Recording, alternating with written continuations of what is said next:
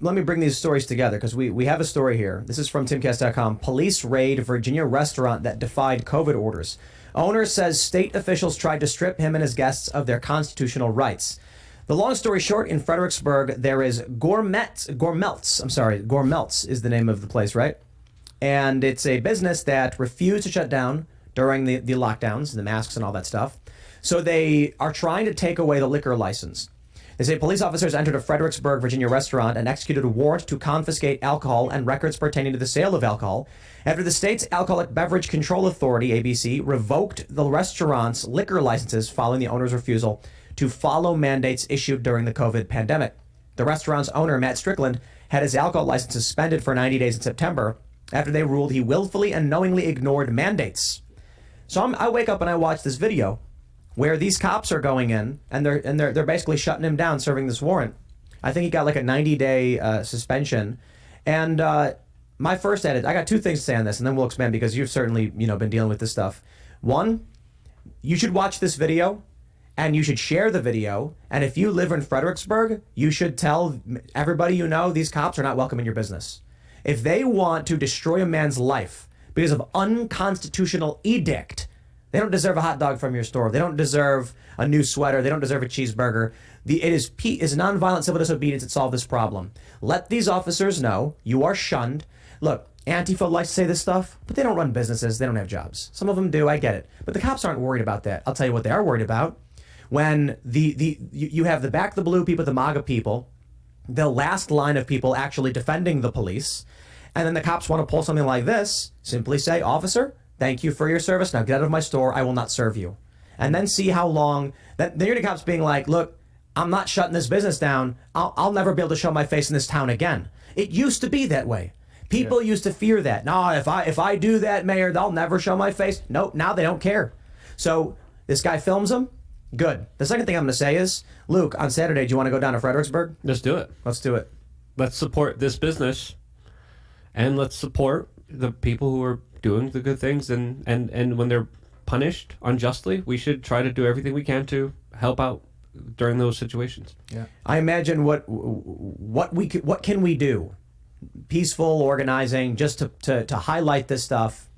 And I think highlighting it's the first thing. And I think, maybe I'll go down and take a tour of Fredericksburg, see what's going on. Maybe, we can reach out to this guy, Matt, see what's up, and ask him about what happened, and then get the full details and maybe keep shining a light on this stuff. You guys should see the video, and if you haven't seen it, you should watch it as we're talking right now so you understand what's happening. You could see the shame. You could see the shame on some of these cops' faces. This is down over there.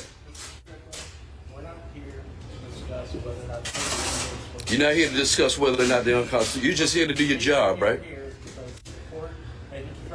Uh-huh.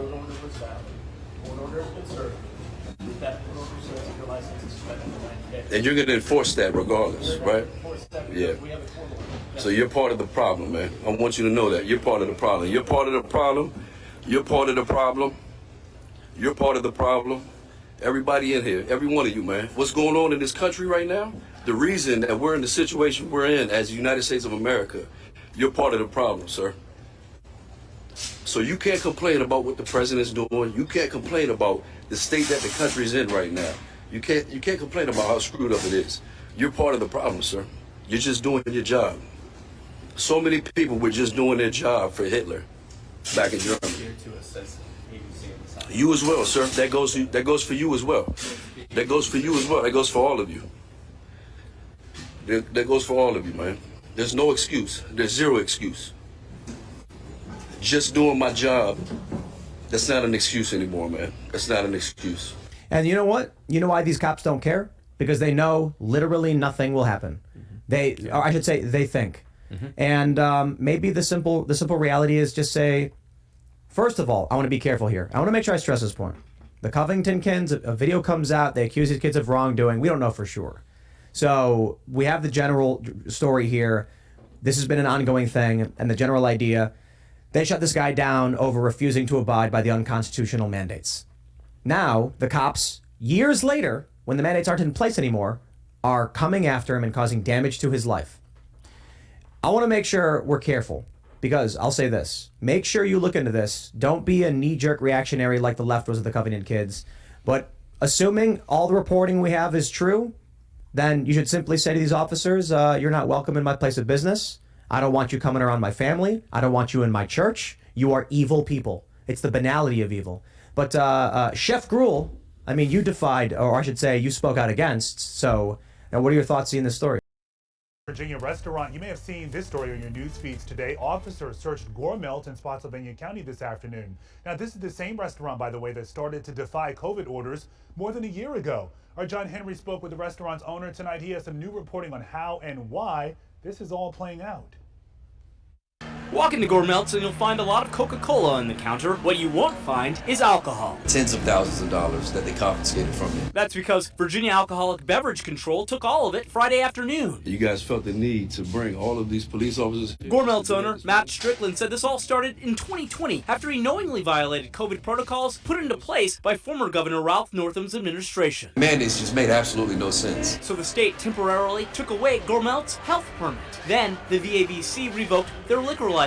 Still, Gourmelt's never stopped serving alcohol, even after a circuit court judge decided to side with the VABC 2 weeks ago. After that, the VABC found Gourmelt's failed to comply, so it executed a search warrant. They flooded my restaurant with like 20 police officers. In just hours, this story struck a chord in conservative circles. Spotsylvania delegate Philip Scott voiced plans to introduce legislation to stop similar scenarios in the future. Chesterfield Senator Amanda Chase added the case should be dismissed. State Senate candidate Lance Allen even drove 2 hours from Winchester Friday to support Gourmelt's. It sounds crazy until the police are at your door shutting down your business. Strickland said he's hopeful the governor will get involved. I talked to Governor Youngkin multiple times, and I know what he stands for. But WSA 9 has yet to hear back from his office. Either way, we asked Strickland what he has to say to people who criticize him for breaking the law and Virginia leaders' directives. His response? The COVID mandates violated multiple articles in the Constitution. And if they disagree with me, that's fine. John Henry, WUS. So now what are your thoughts seeing this story? Well, I think that's, thank you for kind of clarifying, because you're right, you don't know the backstory here, but just looking at that video in and of itself, I can only imagine that it's nothing too serious, because number one, if this guy was doing anything that was criminal, he'd be arrested immediately. If he was doing something that was a violative of any health standards, he would be shut down immediately, gas would be cut from his stores, there would be messaging out there. So assuming that this is the limitations on this, 2 years previous, I mean, that's just absurd. And the absurdity in general of a lot of these mandates, as I've talked about for the past 2 years and have been punished for doing so, people understand it now, right? So you kind of have this reverse process where now the government, which is typically behind the times, they are so far behind the times that you have all people of both parties looking at the absurdity of what went down during COVID, in many cases, not all cases, that making the case that this just shouldn't be happening is a much easier case to make. But yet it's still happening. 2 years later, that is absolutely nuts. And you had mentioned about 10 minutes ago, you said, it was COVID and now it's the next thing. I don't think it's the next thing. I think we're in act number 417 on COVID. And I think the drama or the tragedy is going to continue forward, and they're going to keep writing sequels to it, with COVID being kind of the main hero here. Well, they're going to try to milk this cow as much as they can. But we have to understand, with this particular case, looking into it, there was a long series of court cases. Okay. And there was a ruling that came down which now allowed the government to come in and seize their records and to seize their liquor license. So this is what happened here, and we have to understand the lunacy that people had to go through within the last few years, how absolutely insane, how absolutely evil it was. In California, there was businesses that were padlocked. There was restaurants that were shut down.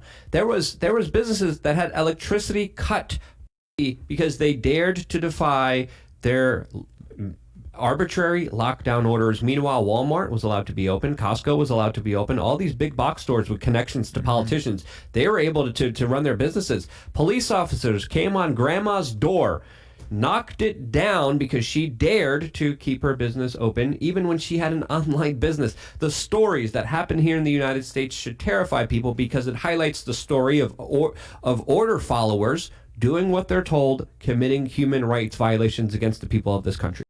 case. I was going to say that, you know, some of these stories truly underscore the indifference that government has for people. You say the human rights issues. I mean, so if you look in California, they shut down outdoor dining in the December of 2020. Okay, 75 degrees and sunny in Southern California. They shut down outdoor dining, and then this was concurrent with the state of California saying, oh, and by the way, you can't get any unemployment funds until January, February because we've misappropriated $80 billion in unemployment funds. So you shut down outdoor dining. This is the truth of what happened. All these people got fired. Like 80% of the restaurant industry in SoCal got fired. Oh, and by the way, it's going into the holidays and Christmas, and you have no money because the unemployment funds aren't available. You had people just left on the streets, which is why we started the fund to raise money. We were driving around the night before Christmas handing out $500 checks and giving people their rent money because we had to raise the funds as individuals because the government wasn't going to do anything to help these people. Meanwhile, what happened? What was the result of these policies? The rich became richer than they ever have before. It was a policy that committed the largest transfer of wealth from some of the poorest, some of the few people left in the middle class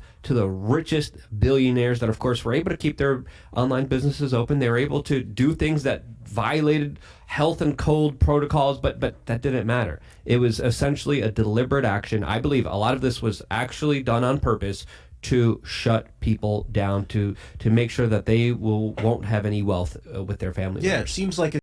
But in reality, law enforcement there's an ethical quality to it. Like if jaywalking is illegal, fine. If you're out in the middle of the street because there's a little baby laying there and you're jaywalking to get that baby off the road, you're not going to get arrested. You may have jaywalked. They're not going to fine you for that one because you did the right thing in violation of the law. Sometimes people see the forest through the trees, and just because there's a top-down creed doesn't mean that you have to fall in line. So to go after people that stayed open during what they want to call a pandemic in a time that how much death did keeping that restaurant open create? Let's find that out. Because if they murdered people with keep staying open, put them in prison. But if they didn't, what the hell is going on? Sweden has there's a tweet I put out a while ago. Someone posted the data. Sweden's all-cause mortality, or whatever it's called, is like lower than most of Europe, and they had no lockdowns, or they had very, very limited restrictions. So we're looking at all this data.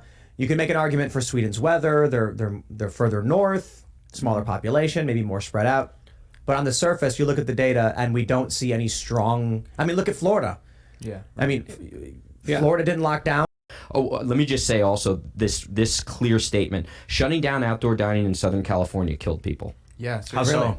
Because of the fact that people weren't going out and sitting in an outdoor area to go out to eat with their friends and family. Everybody needs to go out. They need that social time. What they did was they had private house parties in small enclosed areas instead, elderly people, etc., and they got COVID and they died. Right. Eating outside in 75-degree weather, we knew scientifically, because we all saw the headlines that the protests outdoors were totally safe, right? Remember that? Yes. Totally safe, but we shut down outdoor dining. People died as a result of that. I do not understand the outdoor dining shutdown. Well, why? Why did they do it? They said that, well, the answer was, they said that the image that it gives to people out celebrating and dining outdoors is that it's okay to be outside during COVID. So you see how this is all about the image, the picture, the symbolism. And I will give credit to the Orange County Sheriff's Department and all the police force in Orange County. We did remain open outdoors, and we continued to serve outside. We got a ton of support. Our sales were tripled, and the police force said, "You're good to go. We're not going to enforce any of these rules." So there are local jurisdictions where there are officers that are standing up and saying, "Look, we're not going to stand behind these absurd regulations or mandates." Those are the places you got to seek out and celebrate. It was